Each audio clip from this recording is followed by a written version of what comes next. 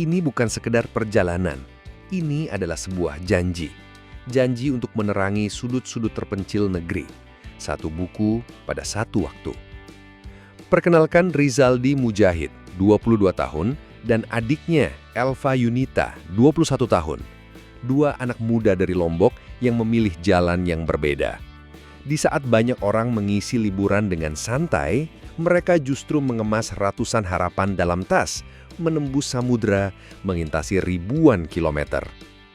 Dari Lombok, mereka menjejakkan kaki di Sumbawa, menyeberang ke Surabaya, hingga menjelajah hingga ke Toraja. Dari Sulawesi, pelayaran dilanjutkan hingga ke Maluku, ke pulau-pulau kecil seperti Banda Neira, Pulau Hatta, hingga akhirnya tiba di Nusa Tenggara Timur. Sebuah rute yang panjang, menguji ketahanan dan menguras kocek pribadi. Mereka membeli buku-buku ini dengan uang tabungan mereka sendiri. Tidak ada sponsor, tidak ada bantuan, hanya niat tulus dari hati. Dan di setiap kota, di setiap desa yang mereka singgahi, mereka tidak hanya meninggalkan buku, tetapi juga merekam kisah-kisah indah dari masyarakat yang mereka temui.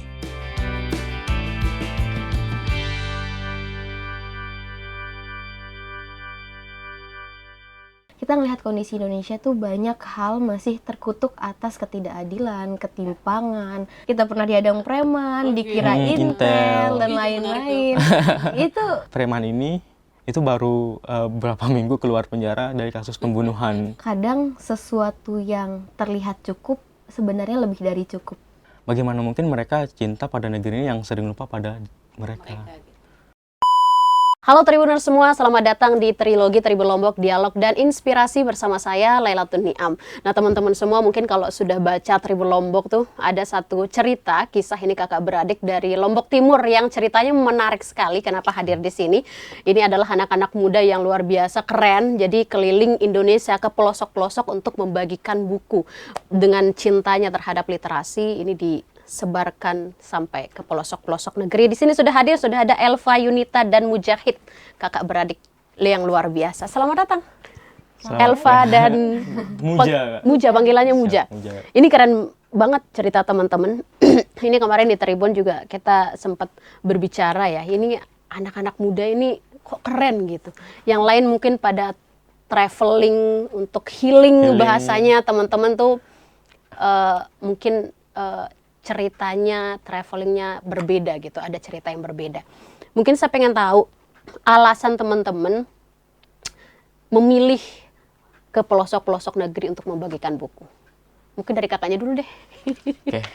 Mungkin dari saya, izin dulu perkenalkan, nama saya Muja. Saya mahasiswa Universitas Mataram, masih jadi mahasiswa, umur 22 tahun dari Kota Raja, Kak. Dari Lombok Timur. Kota Raja. Jadi tadi alasan alasan kita untuk membagikan buku ke pelosok-pelosok itu sebenarnya benar-benar yang pertama itu dari hati ya.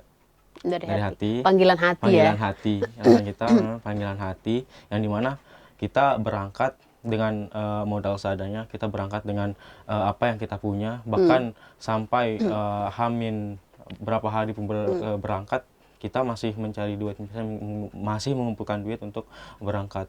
Dan juga sebenarnya kita udah memulai perjalanan atau memulai membagikan buku segala macam itu dari kampung kita sendiri, dari pulau kita sendiri, dari Pulau Lombok. Jadi banyak orang-orang yang bilang bahwasanya kenapa nggak memulai dari Lombok aja? Tapi mereka nggak tahu karena kita memulai dari Lombok. Karena kalau kita nggak memulai dari kampung kita sendiri, ya kita nggak bakal tahu juga, kita nggak bakal bisa explore lebih jauh ke luar gitu. Ya kan memang seharusnya seperti itu, kita lihat wilayah kita dulu sendiri baru kita bisa mengeksplor ke tempat-tempat yang lain. Karena kan yang ditahu orang, maksudnya yang sekarang lagi banyak dibicarakan teman-teman tuh keliling Indonesia, tapi bukan keliling Lombok ke pelosok-pelosok Lomboknya gitu kan. Nah, ini kan kakak beradik ya. Inisiasi pertama kali dari siapa? Dari kakak. Oh, dari ini. Karena tadi ada panggilan hatinya juga. Terus kemudian tadi disinggung soal dana ya. Dana pribadi. Jadi teman-teman berangkat dari bulan Juni. Dari bulan Juni sampai Agustus. Kita baru pulang beberapa hari ini. 3 hari yang lalu. 3 hari yang lalu. dan mampir ke Tribun Lombok untuk membagikan cerita serunya. Jadi selama perjalanan dan juga ada cerita-ceritanya selama perjalanan karena mungkin pasti banyak cerita seru ya. Kota pertama yang didatangi apa? Kita pertama ke Surabaya. Ke Surabaya. Surabaya lanjut Makassar, Maros kemana lagi ya? Maros Lanjut ke Sulawesi Tengah. Di sana Sulawesi Tengah itu benar-benar kita sisir karena kan kita jalur darat dan laut. Itu akhirnya kita ke Luwuk, Banggai, Salakan, ke desa-desa yang di sana, ke pulau-pulau yang di sana, Sulawesi Tengah, Tenggara, Kendari. Iya, dan di Makassar tuh kita ke Sulawesi Selatan beberapa tempat juga seperti Maros dan beberapa tempat yang kita lewatin titik-titiknya. Ih, keren banget. Ini perjalanannya panjang ya, dari bulan Juni sampai Agustus ini dengan dana terbatas dan seadanya, dan di cerita teman-teman yang diceritakan itu ditampung oleh warga, pernah nginep di masjid. Bener, itu gimana ceritanya Bahkan tuh? bukan di masjid, Kak, di teras masjid. Di teras Kita masjid. Karena beberapa masjid yang ada di Indonesia Timur itu malamnya itu nggak selamanya kebuka, Kak. Oh, dikunci ya? Dikunci gitu. Jadi mau nggak mau ya kita harus tidur Di teras masjid, walaupun di teras masjid. Di pelabuhan. Teman-teman nggak sedih gitu? Ih, ngapain saya gini? Apa saya tidur aja di rumah gitu? Kita lebih sedih ketika pulang dari perjalanan dari nginep karena melihat banyak hal mengharukan itu yang lebih buat kita nangis-nangis. Jadi kalau cuma ngemper-ngemper kita ngerasa kayak ada yang lebih sedih dari ini. Sedih nih. Gitu bagian dari cerita ya. Betul. Dari segala pengalaman anak-anak yang ditemui dari desa ke desa gitu. Yang paling berkesan tuh anak-anak itu mengharap apa gitu dari teman-teman, responnya tuh seperti apa yang bikin teman-teman aduh gitu, kenapa Indonesiaku begini gitu. Kalau paling berkesan menurut kita semuanya berkesan ya, Kak. Karena setiap daerah, setiap titik yang kita singgahi itu punya keunikan daerah masing-masing. Mulai dari alamnya, anak-anak sambutannya seluruhnya hangat, masyarakatnya punya adat istiadat yang berbeda, semuanya menurut kita tuh berkesan. Kalau untuk fokus ke anak-anak yang ngebuat kita terharu banget, yang akhirnya sampai diem-dieman dan nangis doang di jalan, itu ketika kita berbagi buku ya. Ketika kita berbagi buku, anak-anak itu nggak langsung nerima dan pergi, tapi dia ikut di belakang kita. Itu dari zuhur kita keliling desa sampai jam 4:30 itu anak-anak nggak pergi, ngikutin di belakang kita dan tuh rame megang buku yang mereka dibagikan.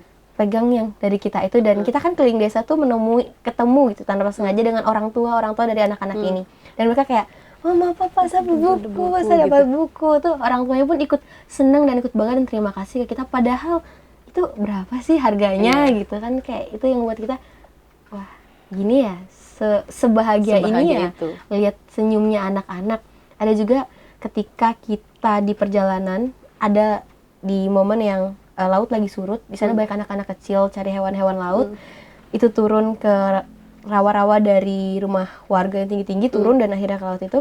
Kita ke sana, terus kita selalu bawa tas, walaupun bukan tas carrier ketika perjalanan, tas backpack yang isinya itu buku semua. Kita bagi-bagi buku di sana. Setelah kita bagi-bagi, ngobrol sama anak-anak dan warga, kita pulang, anak-anak tuh bilang, kakak nanti lewat sana saja, lewat sana. Dan itu cukup jauh dari pantai itu, karena pas kakak lewat kita mau dada-dada. Dan mereka harus jalan ke sana, cuma mau dada-dada. Segembira itu mereka menyambut teman-teman ya.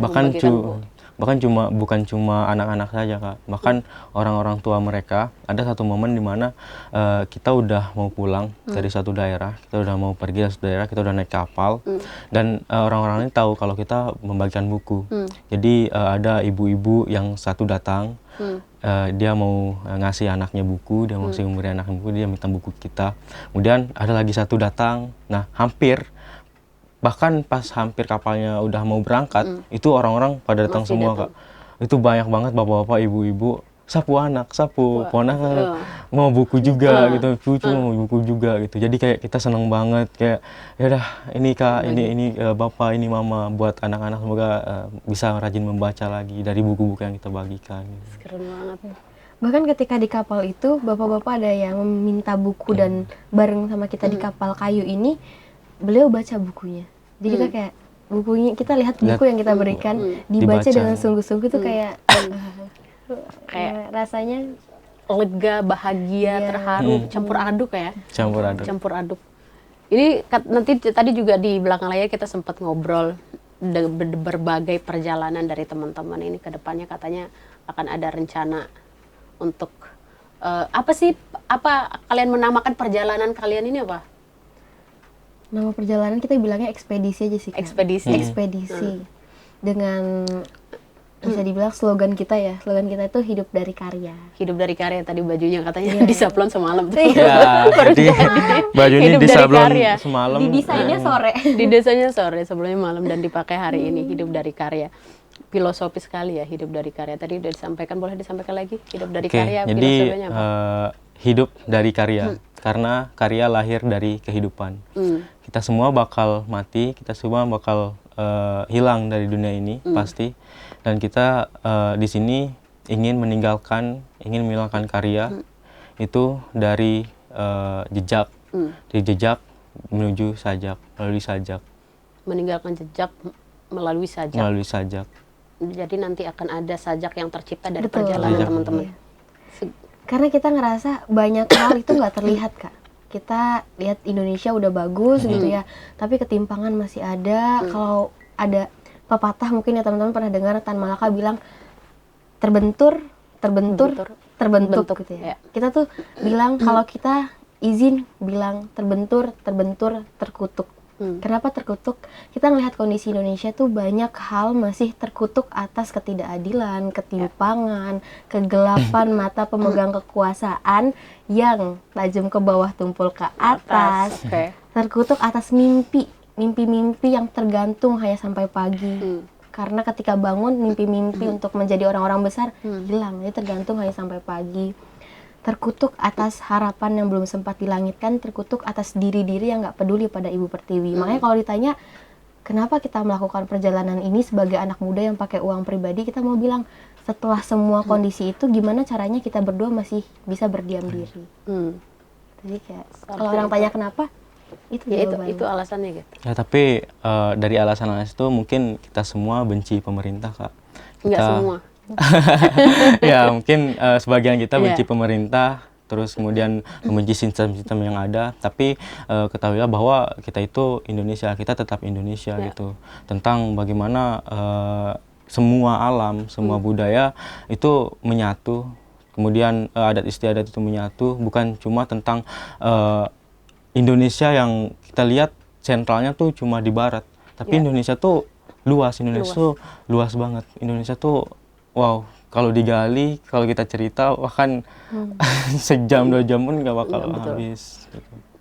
Betul banget sih, Kak. Kayak selama perjalanan tuh kita ngelihat, mungkin kalau dari lihat kekurangannya, kita bakal ngerasa kayak benci dengan pemegang kekuasaan ya. Tapi sebetulnya nggak begitu. Kayak kalau kita turun ke bawah, semua masyarakat tuh welcome, semua masyarakat itu menyambut, semua masyarakat itu menantikan ada yang datang ke daerah-daerah mereka. Bahkan bendera merah putih itu semua terpajang di rumah-rumah mereka, padahal kondisinya di sana rumah-rumahnya tuh lusuh, yang dari yang betul-betul gubuk, yang betul-betul menurut kita lebih baik mereka uangnya buat beli makan sebenarnya. Tapi mereka tetap pajang bendera yang masih bagus-bagus semuanya. Begitu cintanya dengan Indonesia di tengah keterbatasan yang mereka hadapi, dan teman-teman hadir untuk menyalakan mimpi-mimpi mereka. Ayo. Sampai kita di sepanjang jalan, momen ketika jalan di sana, di pinggir-pinggir jalan tuh bendera merah putih berkibar. Lalu kita mikir kayak bagaimana mungkin mereka cinta pada negeri ini yang sering lupa pada mereka gitu. Seharusnya yang mereka dipenuhi akses mungkin pendidikan dan segala macamnya, tapi tetap Indonesia. Ya, ini berhubung ini bentar lagi kita merayakan HUT kemerdekaan ya. Luar biasa sekali. Pasti semangat nasionalisme atau cinta terhadap Indonesia itu, ya kita sebagai warga Indonesia tentu sebegitu cintanya kita terhadap Indonesia di tengah kekurangan dan di tengah ketimpangan yang teman-teman sampaikan tadi ya. Dari semua perjalanan, apa yang teman-teman dapat dari semua perjalanan itu ketika sudah balik gitu? Kita udah momen 80 tahun Indonesia merdeka ya, Kak. Kalau melihat banyaknya ketimpangan dan lain sebagainya, seharusnya kan orang berpikir kayak hashtag yang kabur aja dulu ya. Aduh, nggak mau. Kita kebalikannya, Kak. Semakin kita dalam ngeliat Indonesia, semakin kita ngeliat banyak hal yang ternyata perlu loh ada anak-anak muda yang masuk ke dalamnya, perlu jadi agen perubahan. Kita malah makin cinta Indonesia. Kita makin ngeliat keberagamannya. Di perjalanan ini kita bukan makin nggak mau dengan Indonesia, tapi kita makin cinta, betul-betul makin jatuh hati dengan Indonesia. Keunikan, keragaman, semuanya, kekayaan alam, budaya, semuanya ternyata Indonesia seluas itu, Indonesia sebagus itu, Indonesia sebesar itu, dan menurut kita anak muda emang harusnya balik ke daerah masing-masing. Kalau daerahnya udah bagus, coba ke pelosok-pelosok yang itu perlu, benar-benar perlu anak muda. Contohnya salah satu desa Bungin ya Kak. Kekayaan alamnya wow banget. Itu mata pencarian mereka. Bungin itu di Sulawesi Tengah. Kekayaannya wow banget, tapi lingkaran kemiskinan tuh ada di sana. Yang kalau teman-teman tahu buku Sebuah Seni Untuk Bersikap Bodo Amat, itu ada lingkaran setan yang muter yang nggak akan terputus. Di sana tuh ada lingkaran kemiskinan. Mereka penghasilannya kecil, tapi pengeluarannya besar. Hasil bumi mereka nggak bisa nentuin harganya karena ditentukan oleh tengkulak. Dan mereka nggak bisa untuk naikin harganya karena sebelum mereka panen, sebelum hasil bumi dipetik, sebelum ikannya ditangkap, mereka udah ngutang, yang mana kalau menjual harus ke tengkulak itu harganya rendah. Dan itu selalu berputar begitu. Jadi ngelihat perjalanan ini, kita ngelihat berbagai aspek, mulai dari pendidikan, ekonomi, permasalahan masyarakat, sosial, dan kita sebagai anak muda ngerasa betul-betul perjalanan ini ngebuat kita makin cinta sama Indonesia. Membuat makin cinta sama Indonesia. Jadi kayak jadilah warga negara atau seorang pemuda yang bukan cuma bangga lahir di Indonesia, tapi mari kita sama-sama membanggakan Indonesia. Membanggakan Indonesia dengan berkarya. Mari kita banggakan dengan ide-ide kreatif kita, dengan semangat kita, dengan keberanian kita untuk mengenal dan merubah Indonesia. Dengan kreativitas dan ide, tapi kan tidak semua anak-anak muda itu seperti teman-teman ya. Gimana kita mengajak teman-teman untuk setidaknya tidak melakukan langkah besar yang ya saya mengatakan teman-teman itu mengambil langkah yang cukup ekstrim ya. Mungkin mulai dari hal-hal sederhana gitu untuk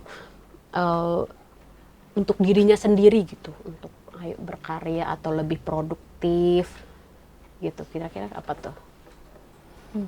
Dari apa dulu? Oke, boleh.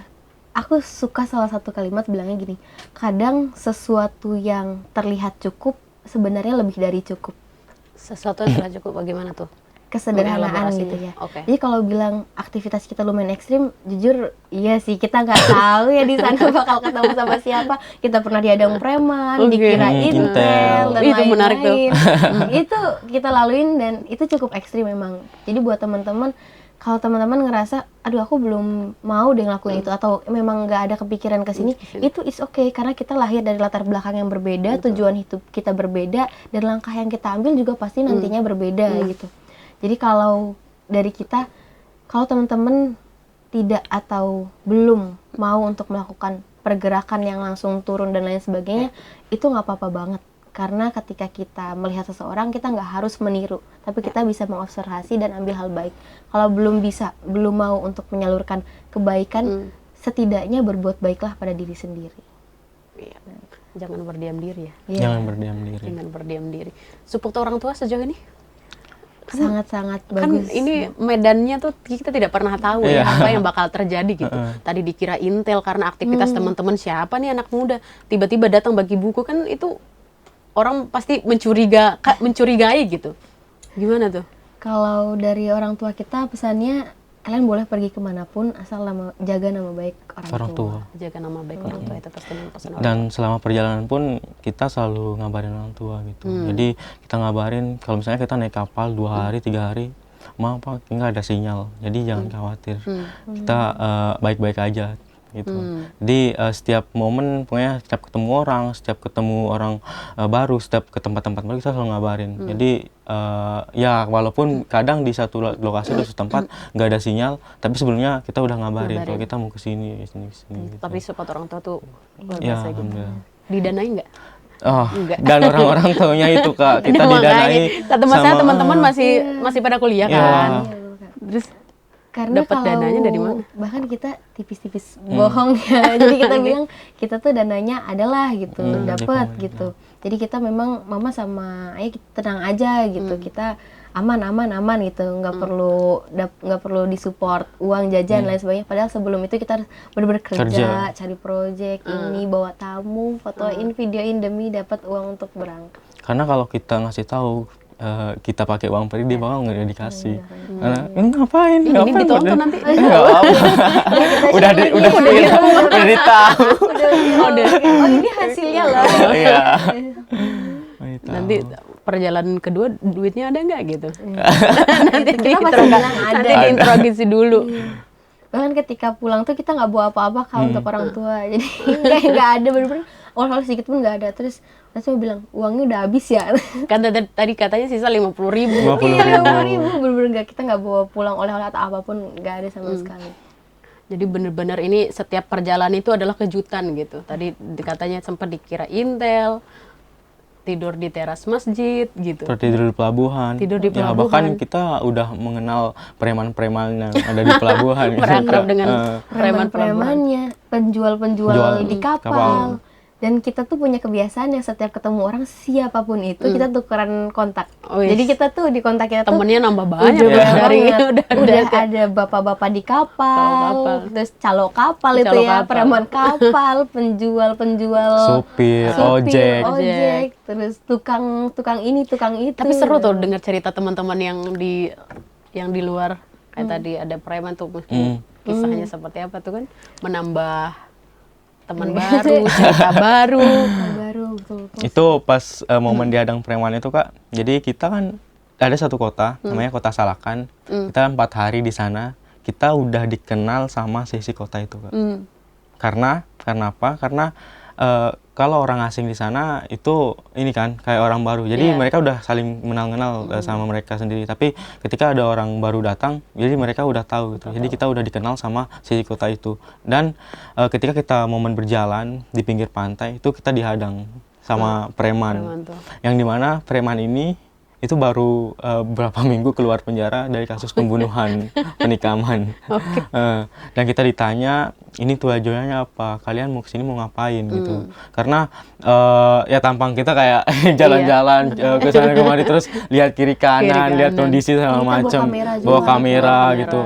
Terus ditanya, kita jelasin, ini kita tujuan kita baik, kesini baik, mau bagi-bagi buku, mau menggali cerita di sini, mau bertemu sama orang-orang baru, mau cerita sama orang-orang baru begitu. Kemudian dia sampai bilang di akhir kalimat, oke, nanti kalau ada yang ganggu kalian sebut aja nama saya gitu.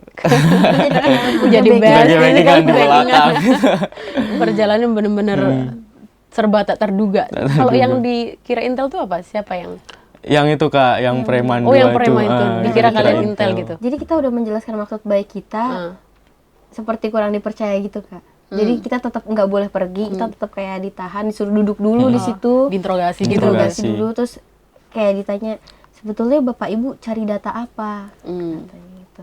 Jadi dari mana, cari data apa? Karena kan tiba-tiba orang asing datang ke daerah mereka, bawa kamera apa segala macam. Terus dibilang mereka itu waspada dengan kepolisian yang memata-matai gitu. Jadi kita dikira dari sana, dikira intel kali. Nah, kan setelah momen dia bilang seperti itu, dia ngajak kita ke rumah dia. Kita makan bareng di sana. Gitu. Wah, percaya.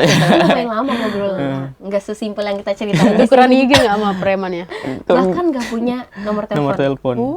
Yang Bapak itu. Jangan-jangan. Kita tidak lanjutkan. Masih ya? Aman Kak. Terus ini nanti rencana kedua itu mau ke daerah mana? Perjalanan ekspedisi. Soalnya ada namanya. Ekspedisi apa gitu? Ekspedisi doang ya. Perjalanan kita deh. Oh iya. Tahap selanjutnya kita kepikiran ke suatu tempat yang mana sebelum kita menentukan suatu tempat ini kita ketemu seseorang di kapal. Mungkin kamu aja bisa ceritain. Oke, jadi ketika perjalanan dari Bau-Bau menuju Ambon itu perjalanan 2 hari 2 malam Kak. Kita di kapal kan selalu cerita-cerita sama orang-orang. Jadi orang-orang tuh pun bertanya kepada kita. Ini kan mereka lihat kita bawa ransel besar, kita bawa tas besar, kemudian kita berjalan berdua. Jadi pertanyaan-pertanyaan template yang kalian mau kemana, terus kalian mau ngapain, dari mana? Ya kenapa kalian melakukan hal seperti ini gitu. Jadi kita ketemu sama Paci-Paci Papua, bapak-bapak Papua yang itu kebetulan vokal banget. Alhamdulillah vokal banget. Jadi dia cerita banyak tentang Papua, cerita banyak tentang kondisi di sana gitu. Jadi itu yang membuat kita kayak wah, kita harus ke Papua gitu. Kita benar-benar harus ke Papua. Jadi melihat mendengarkan apa yang dia bicarakan, mendengarkan apa yang dia ceritakan, itu yang terketuk hati kita kayak ya nanti libur kuliah lagi kita bakal ke Papua. Ya, ekspedisi selanjutnya ya ke Papua. menyapa adik-adik di Papua, Papua. sana. Itu antusiasnya luar biasa sih, apalagi kalau kita lihat ya Papua itu ketika ada guru tuh sangat dihormati gitu, dihargai karena mereka benar-benar ingin ada pendidikan yang memadai lah di daerah situ. Dan kita tuh di perjalanan ini ngambil satu kalimat yang kita dapetin yang menurut kita ini kayaknya oke banget deh. Di perjalanan ini kita baru dapat. Ternyata menurut kita perjalanan yang paling baik, perjalanan terbaik adalah perjalanan tanpa tujuan.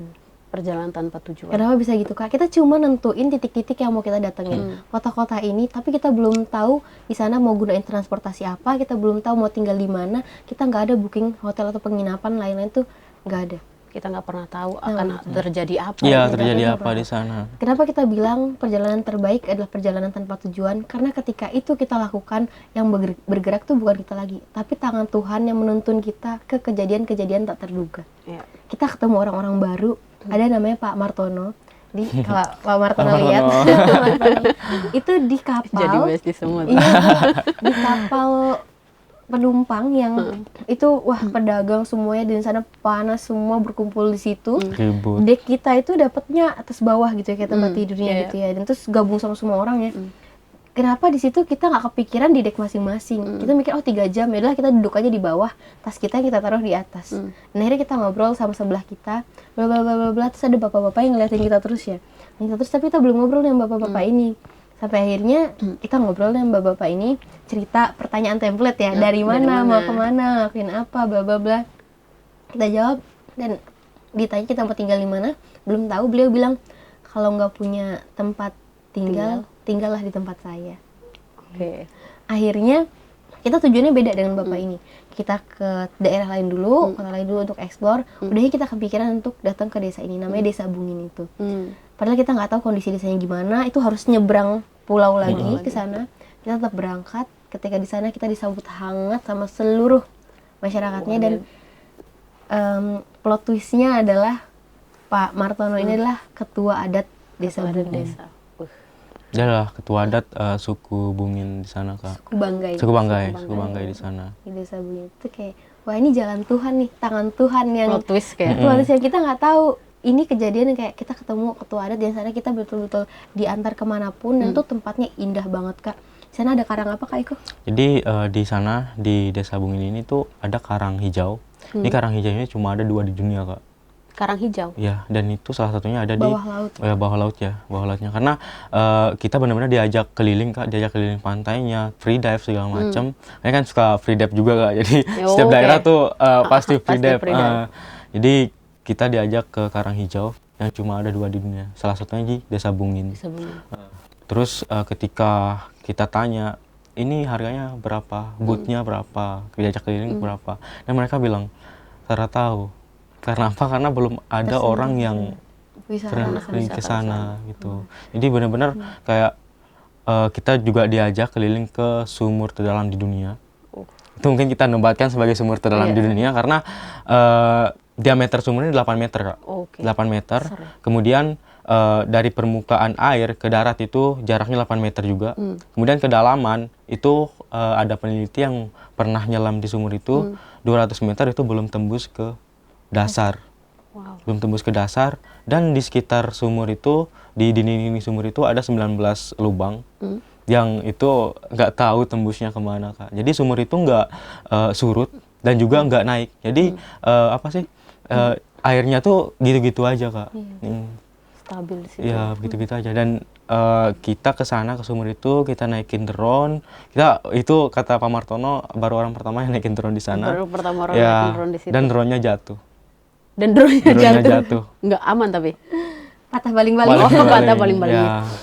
Drone-nya jatuh, kemudian kita kayak pas naikin drone tuh kayak, wah ini gemeter banget, Kak. Ini tumben banget pas naikin, tapi gemeteran parah. Kemudian drone-nya jatuh, dan Pak Martono senyum. Kemudian ini ada apa, Pak Martono? Tidak apa-apa, nanti kita cerita di rumah. Dan ternyata ada hal mistis. Iya, memang di sana mistisnya masih cukup kuat, kuat. Dan itu sumur sakral, Kak. Jadi kepercayaannya kalau ada yang sakit, lain-lain tuh bisa ambil air di sana. Tapi yang ambil air ini harus dari ketua adatnya dan menggunakan kendi gitu ya, dan diminum. Dan kepercayaannya itu bisa menyembuhkan. Iya, dipercaya Iya. bisa menyembuhkan. Ketika Pak Martono yang ngambil air ini Kak, jadi airnya tuh terasa tawar. Tapi kalau orang lain seperti kita, orang awam yang ke sana terus ngambil air itu, di rasanya tuh payau. Payau. Iya, Asin-asin. asin-asin gitu Kak. Oke. Jadi kalau Pak Martono yang ngambil tuh tawar. Itu betul kita Berat. explore muter-muter yang wah sangat-sangat berkesan ketika saya Jadi dengan ya. perjalanan teman-teman ya dari kota ke kota lain, dari wilayah ke wilayah lain itu ternyata Indonesia sekaya Sekaya itu Kak. dengan adat istiadat budaya alamnya luar biasa teman-teman ya. Jadi ya semakin menambah kecintaan kita lagi terhadap Indonesia. Dan memang itu yang harus kita lakukan, memperdalam apa yang ada di negeri tercinta Cinta kita ini ini. gitu. Dan semoga kita berharap dengan penguasa ya diperhatikanlah dari segi pendidikan, infrastruktur supaya anak-anak semua yang ada di pelosok negeri itu bisa menggapai cita-citanya, tidak terputus. Hanya sampai di situ aja kita. Ya benar Kak. Jadi kan kita mendatangi beberapa sekolah Kak ya. Yang dimana ada kita datang di satu sekolah itu SMA negeri. Nah SMA negeri ini jadi mereka tuh nggak capek belajar Kak. Jadi siswanya tuh nggak capek belajar. Tapi yang bikin capek mereka tuh adalah ketika hari Jumat mereka pergi ke hutan cari kayu buat mager sekolah mereka. Saking nggak ada fasilitas. Jadi kakak kita sudah capek. Setiap hari Jumat kita pergi ke hutan buat ngambil kayu buat pagar sekolah kita. Itu teman-teman nggak Iya. nangis nggak sih? Kita udah menahan air mata yang akan menetes itu Kak. Tapi dulu kita tahan pas pulang udah banjir. Ya. Iya sih. Terus Ketika kita pulang dari desa itu tuh di rumah-rumah yang kita lewatin tuh kayak semuanya kayak masih mengantarkan kita pulang sampai ke si dermaga kita untuk lanjut lagi perjalanan. Bergembira ya. bergembira. Ada satu sekolah juga yang dimana ruangan kepala sekolahnya, ruangan guru, perpus, kemudian kantor segala macam tuh digabung jadi satu ruangan kecil yang gerak pun tuh nyenggol kepala sekolah mungkin ya. Itu yang kayak benar-benar momen wow. Dan kita kan kalau ke sekolah-sekolah tuh nggak pakai surat segala macam gitu. Kita langsung ke sekolah itu datang karena kita sebenarnya kan nggak kenal kan, nggak kenal siapa di sana segala macam. Kemudian tapi mereka welcome, mereka nerima, mereka senang banget. Ini teman ada bantuan yang datang, ada orang bagi buku yang datang karena sebelum kita ke sana tuh belum ada orang yang pernah ke situ menyambangi mereka gitu, menanyakan keadaan mereka, terus kemudian diberi buku yang mungkin tidak seberapa bagi tidak seberapa kita, benar ya. Tapi mereka sambutannya luar biasa dan itu sangat berharga bagi mereka dan itu kenang-kenangan. Dan ketika kita berbagi buku itu, kita minta anak-anak itu untuk nulis mimpi-mimpi mereka di kertas. Jadi kalau mau dapat buku, tiketnya adalah mimpi-mimpi mereka. Jadi kasih mimpinya, kita kasih bukunya, kasih bukunya. Dan aku agak kaget, itu di desa yang kecil ada anak yang menulis mimpinya jadi hacker. Wah, ini udah tahu hacker gitu ya. Ternyata banyak anak-anak itu yang mimpinya tinggi-tinggi, mimpinya besar-besar, kemauannya wow, tapi akses yang belum memudahkan mereka. Sebenarnya mungkin ya di Indonesia ini udah banyak ya beasiswa dan lain sebagainya, udah ada gitu, tapi nggak semua orang mengetahuinya. Kayak banyak penyelenggara beasiswa yang kayak bahkan mengejar target untuk ada yang daftar beasiswanya itu. Karena aku sebelumnya pernah ada pengalaman di sana juga. Tapi di pelosok-pelosok seperti ini anak-anak ini mereka nggak tahu kalau informasi nggak nyampe. Mereka nggak tahu kalau ternyata bisa loh aku sekolah tanpa uang. Mereka nggak tahu. Makanya kita memutuskan untuk ayo kita datang ke pelosok-pelosok menyalakan mimpi-mimpi mereka. Dari situ ngeliat mereka kayak ini ada aksesnya begini. Dengan orang tuanya mereka kita ngobrol, kita kuliah, mereka wah kuliah kan pasti mahal. Mindset orang tua itu jangankan untuk sekolah, untuk pendidikan tinggi, untuk makan aja susah. Hidup aja susah. Makanya kita datang mungkin yang kita bawa nggak seberapa, buku-buku itu mungkin nggak semahal itu. Tapi informasi yang kita berikan itu membangkitkan semangat anak-anak yang ada di pedesaan. Saya suka katanya tadi menyalakan mimpi-mimpi mereka. Ini kan perjalanan seru ya, apa tidak diabadikan dalam jadi karya? Jadi tadi di slogan kita juga hidup dari karya, gitu. Karya lahir dari kehidupan. Kita nanti di perjalanannya mau buat 3 buku Kak. 3 buku, video dokumenter sama video dokumenter. Video dokumenter. Jadi buku yang ketiga ini, yang pertama buku mimpi, kemudian buku perjalanan kita selama perjalanan, itu nanti ada foto-foto juga yang mengisahkan di setiap daerah dan segala macam, momen-momen yang kita dapatkan. Kemudian yang ketiga adalah buku puisi. Buku puisi. Jadi yang berkesan di menurut kita puisikan gitu. Kemudian untuk video dokumenter kita udah tayang episode 1 itu tentang Mama dan Bapak Piara. Mama dan Bapak Piara itu adalah orang-orang tua kita selama perjalanan yang memberikan kita makan, memberikan kita tempat tinggal, menampung kita, menyayangi kita, dan mereka menganggap kita sebagai anak mereka sendiri gitu. Jadi kita mikir di perjalanan ini kita nggak datang, tapi kita pulang. Saking bagaimana sayang mereka, bagaimana kasih mereka, bagaimana mereka menyayangi kita seperti anak mereka sendiri. Terutama di Banda Neira itu ada Papa Mas dan Mama Noni. Itu mama papa piara kita di Maluku, tepatnya di Banda Neira, Kak. Kalau pala itu terkenalnya di Maluku. Rempah ya pala. Nah biasanya kalau ada pohon pala itu ada pohon kenari, yang mana pala ini bertumpu pada kenari. Jadi pala ini bisa tumbuh kuat itu karena kenari, karena kenari ini besar dan menaungi pala. Dan kita ke mama papa piara kita yang kita temui itu kita merasa bahwa kita seperti pala yang dinaungi oleh kenari. Jadi kita ketika datang ke daerah timur itu kita nggak datang tapi kita pulang. Dan itu memang rumah kita. Mungkin orang-orang mikir yang belum ke timur kayak kalau orang timur itu keras, kalau orang timur itu gini loh kayak serem-serem segala macam dari bahasa, tapi ya intonasi. ketika kalian ke sana, ketika kalian udah ke sana, orang timur tuh luar biasa banget. Orang timur tuh welcome, jadi menerima kalian tuh apa adanya gitu. Jadi ada biasa aja, tidak ada biasa aja. Jadi tidak ada yang beda gitu. Ya, tidak ada yang beda gitu. Ketika kalian ke sana dengan hal baik, maka hal baik yang ada di belakang kalian bakal ngikut. Dan akan disambut dengan hal baik pula. Hal baik pula. Kita tunggu tadi perjalanannya tadi dalam bentuk 3 buku dan juga video dokumenter. Videonya dalam tayang di Instagram kita. Apa Instagramnya? Kalau aku Elva Yunita _ pakai V Elvanya. Pakai V itu. Muja Aquila. Nanti kita lihat perjalanannya, bagaimana keseruannya naik kapal dengan dana terbatas itu yang pulang sisa 50.000. Terus kemudian kita lihat mama papa piara dan segala bentuk rasa yang didapatkan selama perjalanan dengan rasa yang luar biasa ya, melihat antusias, harapan, mata berbinar dari anak-anak yang ditemui di sana. Terima kasih Eva. Terima kasih Muja sudah hadir. Nanti kita bertemu lagi mungkin kita ngobrol-ngobrol lagi nanti ada episode kedua katanya. Wow. Oke, Tribuners semua, atau ada apa quotes kata-kata hari ini untuk untuk ekspedisi kalian atau dari kaliannya sendiri lah. Dari siapa dulu, Muja ya? Oke. Closing ya. Mungkin kita tahu bahwasanya Indonesia itu besar, Indonesia itu kaya akan budaya, kaya akan keindahan alam yang sangat luar biasa. Tapi Indonesia bukan tentang itu saja. Indonesia tentang air mata yang jatuh diam-diam.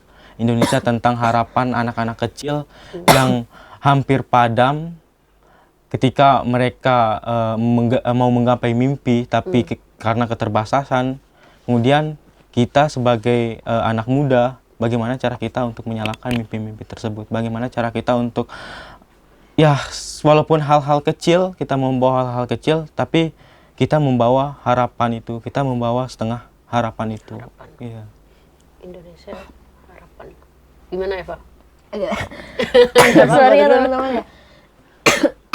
Agak batuk dikit, karena di perjalanan itu kita betul-betul berganti-ganti tempat. Kita belum fit banget sebenarnya Kak, karena di perjalanan tuh cuacanya berubah-ubah, setiap tempat berubah. Kalau pesan dari aku, ada tulisannya di baju kita, itu Vivamus Moriendum Est, karena kita semua nantinya akan mati. Jadi sebelum kita mati, sebelum kita meninggalkan dunia ini, ayo bareng-bareng kita membuat jejak melalui sajak. Membuat jejak melalui sajak. Kita tunggu sajak dari ekspedisi teman-teman. Terima kasih Muja, Elva. Mohon maaf banget saya sering lupa nama orang.